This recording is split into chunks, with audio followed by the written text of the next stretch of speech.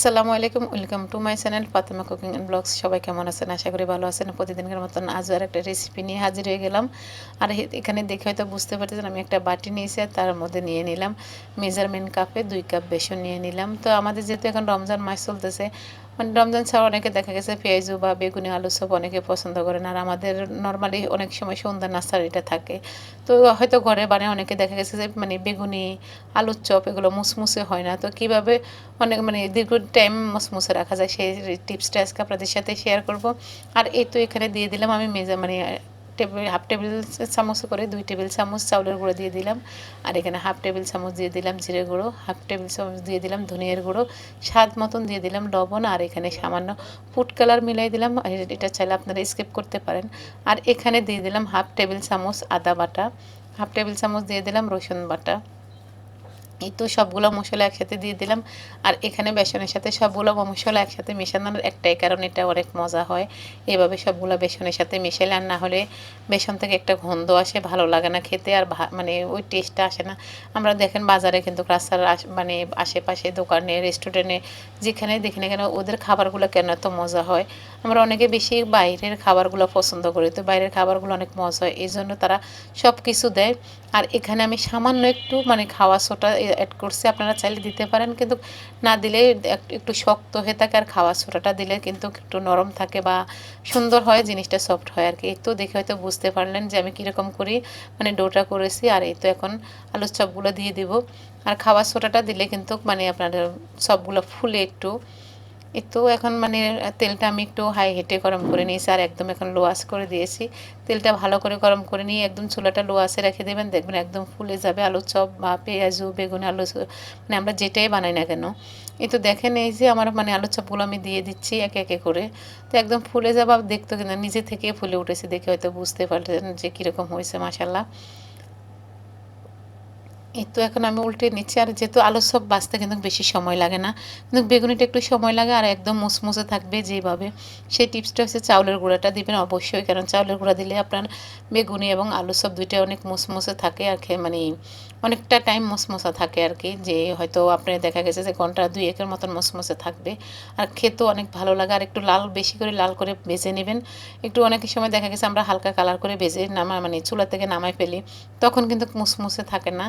মানে আপনি একটু বেশি করে চুলার উপর রেখে ভালো করে লাল লাল করে ভাজবেন। আর চাউলের গুঁড়া তো অবশ্যই দেবেন। অনেকে আটা মেশান, আসলে কি আটা মেশালে তো মানে আটার একদিক দিয়ে গন্ধ আসে, আর আটা তো এটা নরম জিনিস, নরম হয়ে যায়। আটা মেশাবেন না, আটা মেশালে কিন্তু এটা নরম হয়ে থাকবে, কিন্তু মুসমুসে হবে না।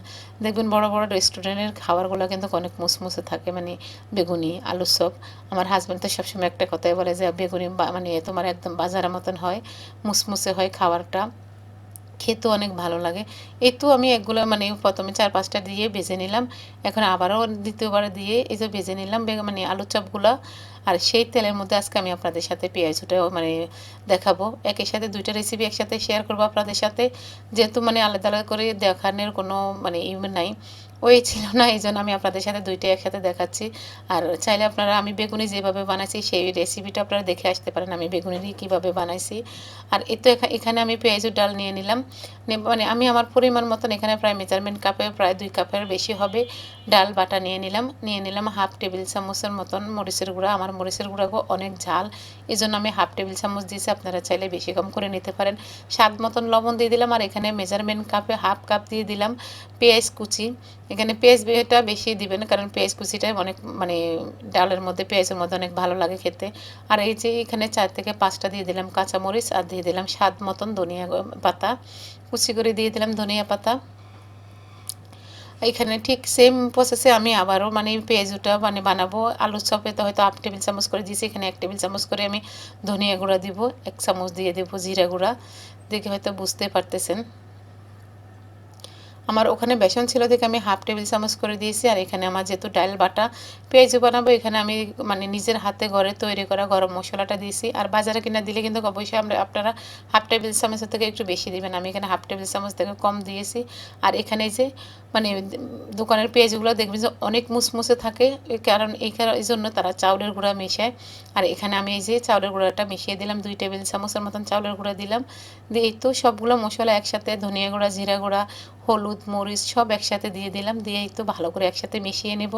দেখে হয়তো বুঝতে পারতেছেন, আর মেশানোটা আমরা হয়তো অনেকেই জানি, কিন্তু মুসমুসে কীভাবে থাকে বা অনেকে বলে পেঁয়াজ মজা হয় না।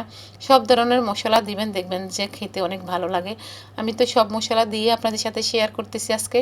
আর সবাই ক্ষমা সুন্দর দৃষ্টিতে দেখবেন, কিন্তু আমি এরটাকে একটা বক্সের মধ্যেই কিন্তু মাখানো মানে আপনাদের সাথে শেয়ার করতেছি। যাই হোক, এই তো আমার মাখানো হয়ে গেছে। যেই তেলে আমি আলু সব ভেজেছি সেই তেলেই কিন্তু আমি পেঁয়াজগুলো ভেজে নেব। তো আপনারা চাইলে আপনাদের পছন্দ অনুযায়ী কিন্তু ছোটো বড়ো করে নিতে পারেন। আমি কিন্তু আমার পছন্দ অনুযায়ী কিন্তু বাছতেছি, মিডিয়াম সাইজে নিয়ে নিচ্ছি আমি পেঁয়াজগুলো। এতে সবগুলো পেঁয়াজ আমি একে একে দিয়ে দিব এইভাবে। যদি আমার রেসিপিটা দুইটা রেসিপি ভালো লাগে আপনাদের কাছে, অবশ্যই একটা লাইক দেবেন। যদি বেশি ভালো লাগে ফ্যামিলি এবং ফ্রেন্ডসের মাধ্যমে শেয়ার করে দিতে পারেন। আর প্লিজ আপু ভাইয়েরা, আপনাদের একটা লাইকে কিন্তু আমাকে অনেক দূর এগিয়ে নিয়ে যাবে আমার এই ভিডিওগুলো। তো আপনার আমার ভিডিওটা যদি ভালো লাগে অবশ্যই একটা লাইক দিতে পারেন। এ তো এভাবে এই যে দেখে হয়তো বুঝতে পারতেছেন আমি তেলগুলো কিভাবে রেখেছি, আর ওইভাবে ঠিক ভেজে নেব। একদম হাই হিটও না আবার লো আছেও না, মিডিয়াম আঁচে রেখে আমি পেঁয়াজগুলো ভেজে নেব। আমি যেভাবে বানাচ্ছি আপনারা ঠিক এইভাবে বাসায় বানায় খেয়ে দেখবেন। যদি ভালো লাগে অবশ্যই একটা কমেন্ট বক্সে কমেন্ট করে জানাতে পারেন যে কীরকম হয়েছে। আপনারা মানে আপনাদের মানে আমার দেখানো যে রেসিপিটা আপনাদের কাছে ভালো লেগেছে কিনা বা আপনাদের পছন্দ হয়েছে কিনা, সেটা আপনাদের মতামতটা আপনারা জানাতে পারেন। আর কে থেকে কোন জায়গায় থেকে আমার ভিডিওগুলো দেখছেন, তাহলে আমি কমেন্ট করে জানালে আমি আপনাদের নামগুলো বলতে পারবো যে আমার কোন আপুরা আমাকে বেশি ভালোবাসেন, কোন আপু থেকে আমার ভিডিওগুলো দেখতেছেন, কোন ডিস্ট্রিক্ট থেকে।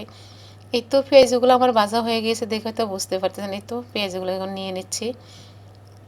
খুবই মুসমুসে হয়েছে, খেতে এত ভালো লাগে। ভিতরে একটা মশলা, যেহেতু মশলা দিয়েছি মশলার ঘ্রাণ আসে। আর পেঁয়াজগুলো এত ভালো লাগে, না হলে তো শুধু হলুদ আর লবণ দিয়ে কিন্তু পেঁয়াজ ও ডালের গন্ধ আসে। এই তো দেখে তো বুঝতে পারতেছেন কীরকম হয়েছে, দেখলেন তো। তো যদি ভিডিওটা ভালো লাগে অবশ্যই একটা লাইক দিবেন। আজ এ পর্যন্তই, সবাই ভালো থাকেন। আল্লাহ হাফিজ, আসসালামু আলাইকুম।